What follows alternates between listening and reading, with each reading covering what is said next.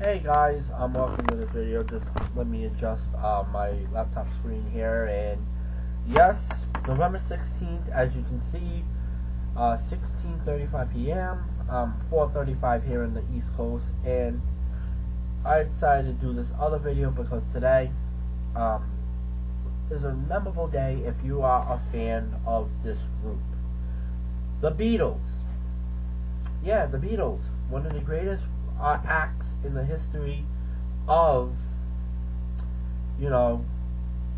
music, are now on iTunes.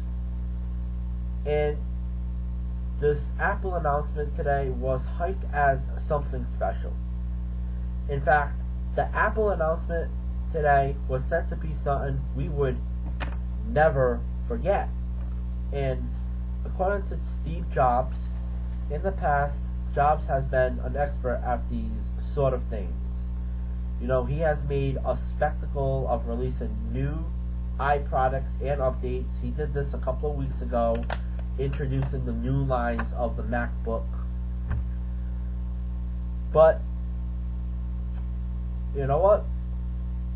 For today, he had promised an exciting new addition to iTunes. Although it wasn't the release of the iOS 4.2. Instead, today's announcement is expected to involve the Beatles, as it appears they will finally be in the iTunes library. This was really 7 years in the making, folks. I mean, they've been trying to get the Beatles for 7 years. American Idol, and I just want to take this for a moment, and this is something personal. I remember, covering American Idol, blogging about it. This was in 2008, and when I heard that the Beatles were going to be on American Idol, I was like, wow, American Idol did something big when they did that. I mean, people were like, that is really going to be a good show, and it was a great American Idol that night. Now, 2 years later, iTunes got the Beatles. That's fucking awesome, folks. The Apple homepage has given it away. Yesterday, they had basically an announcement that's going to be made tomorrow. They had different time zones. And they said the announcement was going to be made at 10 a.m. And then when you go on the homepage for Apple, if you have Safari, it had an image of the Beatles at their peak. Above them is a simple statement that the Beatles are now on iTunes. As of today, fans have listened to the legendary group in pretty much every format possible. And now there is one more to check off the list.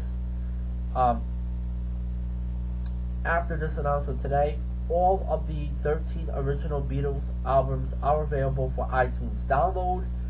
Of course, millions around the world have listened to these albums, myself included, many times over for nearly 50 years. But for those who use iTunes all the time, this is long overdue.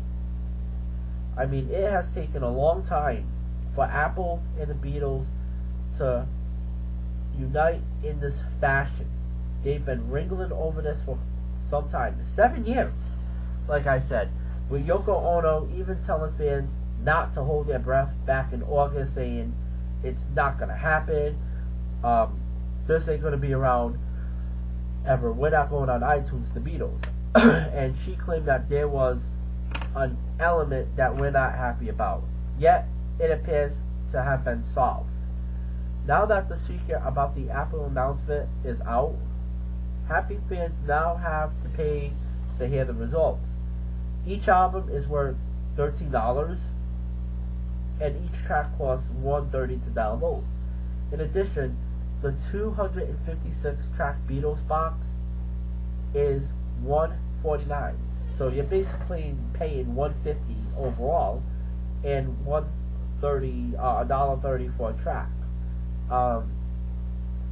For those who wanted news on something rather than the Beatles, they may be more disappointed because Apple users have been waiting for the new version 4.2 for iOS, but it has not come yet.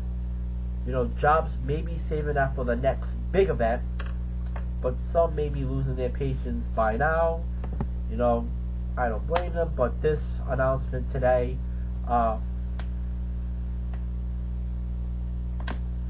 may have lost some patience. But however, prior to this announcement today, many may have lost patience for the Beatles to get on iTunes, but that day has finally come. So the new 4.2 iOS should be on the horizon as well, although many hope they don't have to wait as long for that. So basically, that's just my thoughts on the Beatles. What a great historical day, not just for entertainment and music, but for, you know, Beatles fans and for people that go on iTunes that love to download music. So that's all I have for now, folks. Adios, and I'll see you guys later.